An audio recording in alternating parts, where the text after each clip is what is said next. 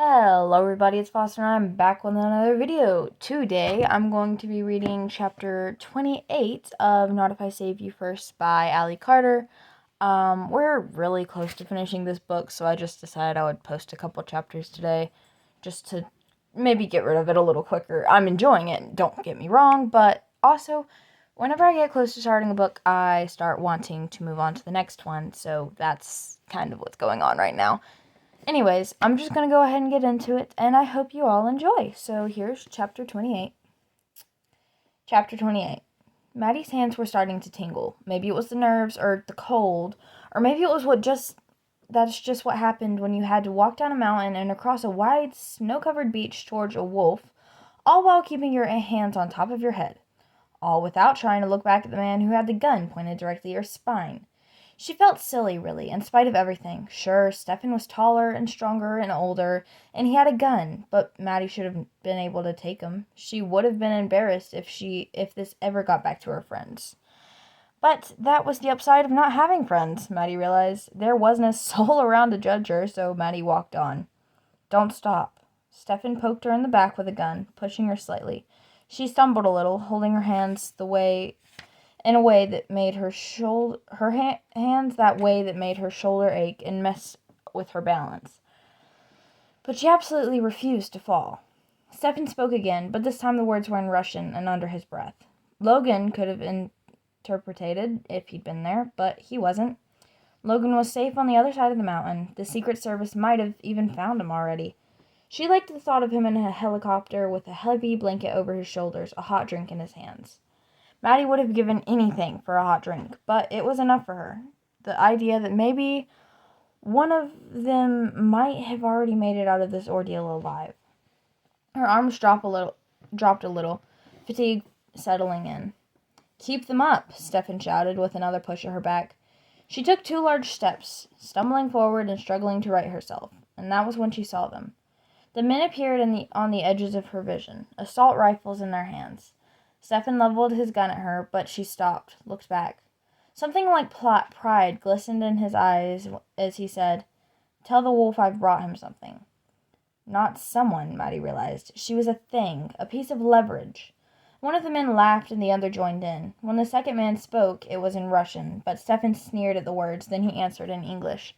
"She's better than the boy. Trust me. The wolf will want to see this for himself."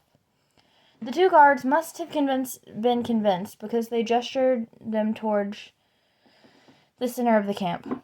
"My sister?" Stefan asked. One of the men nodded. "Alive," was his reply.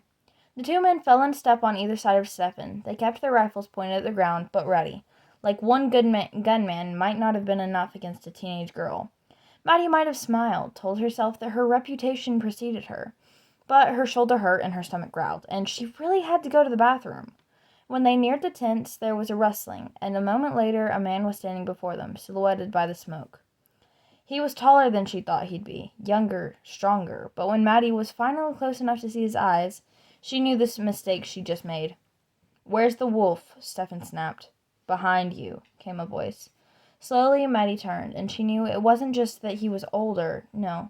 His eyes were cold and gray, but there was a fire inside of them. With one glance, Maddie feared she might get burned. They were the eyes of an animal, one dangerous and trapped. And right then Maddie understood the rumors and the nickname. She could believe that this man had been abandoned in a forest and raised by wolves. He wasn't a man. He was a feral beast, and Maddie shivered a little in spite of herself.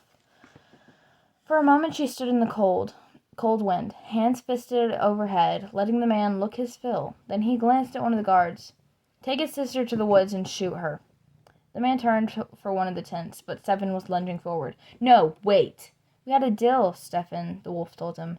"Your sister for the boy. This is no boy." "She's better," Stefan shouted, but the wolf spun. It was like no one had dared to raise their voice at him in 60 years, and no one had, Maddie was certain. "Kill him too," the wolf told the gunman. Stefan raised his gun, but he was too slow. The butt of an assault rifle was already slicing through the air, clipping him on the back of the head. He went down hard, and Maddie jerked free. She dropped her arms and started to run, but the second guard had already taken hold of her. He spat something in Russian, and the wolf looked her over once again. "Kill them all." He turned and started toward the tent like he hadn't just ordered the deaths of 3 people. Like this was just another day, like nothing could surprise him. Not anymore. Well, nothing except the small female voice behind him saying, "Well, that would just be silly." When the wolf turned back to Maddie, it was like he was surprised she could speak, or at the very least, like she'd have a good sense to sound terrified, but she didn't. If anything, she sounded bored. "You need better sources, Mr. Wolfman," she told the most dangerous man in Russia.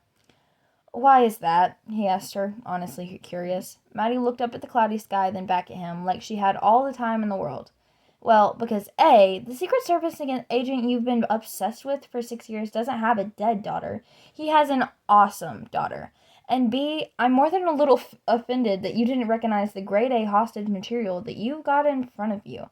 I mean, you're in the vengeance business. If you're in the vengeance business, I am a way better catch than Logan, who was an idiot, by the way." And see, the wolf almost smiled. Behind him, Maddie could see the guard dragging a girl from one of the tents. She was weak and filthy, her face puffy with too many tears. But she was still alive, and that was all that mattered. "Stefan!" the girl shouted, but her voice was weak. "C is easy, Boris." The wolf turned back to Maddie, clearly confused by her smile. "You should have never let me get this close." When Maddie pulls back her fist, the men didn't lunge. They didn't stop her. How hard can she hit, they all seemed to think, in unison. But Maddie wasn't swinging at them. Instead, she was spinning, arms swirling in the air until she opened her fist and gray dust hurled towards the flames. Stefan was diving towards his sister, tucking her into his arms and rolling away. Maddie saw it and knew the girl was safe. It was her last thought before the world caught fire.